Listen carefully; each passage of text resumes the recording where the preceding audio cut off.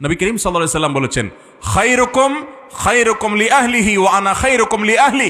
তোমাদের মধ্যে এই যে এত মানুষ, এই মানুষগুলোর ভিতরে যারা বিবাহিত, এই বিবাহিত মানুষগুলোর ভিতরে সবচেয়ে ভালো মানুষ সে যা তার বউয়ের কাছে ভালো, যার বউ তাকে বলে যে আমার সাহেব, আমাদের আব্দুল্লাহর বাপ, ওনার মতো মানুষ হয় না, লোকটা ভালো মানুষ। এই সার্টিফিকেট কয়জন বিবাহিত বউয়ের কাছে আদায় করতে পারবেন বলেন দেখি, বুকে হাত দিয়া বলতে পারবেন?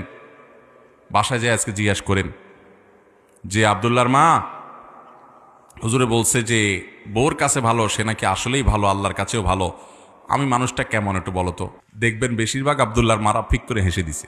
আব্দুল্লাহর মায়েদেরই ফিক করে হেসে দেওয়া মানে লক্ষণ খারাপ, মানে হলো আপনি পাস মার্ক পাওয়ার উপযুক্ত, তোমার আর কি ভালো বলবো চান্দু, মুখে যেভাবে মুখ খারাপ করো তুমি, বাপমা তৈলে কথা বলো, তোমার আর কি সার্টিফিকেট দিব। স্ত্রীদের সাথে ভালো আচরণ করবো তো ইনশাআল্লাহ। ইমানদার কখনো বউয়ের সাথে খারাপ আচরণ করবে?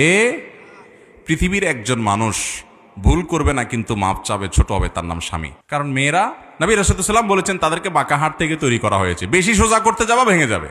সব জায়গায় পোদ্দারি করবেন। আমি সবসময় বলি বাসা একটু বিড়াল হয়ে থাকবেন, বিড়াল হয়ে একটু বোকা হয়ে থাকবেন।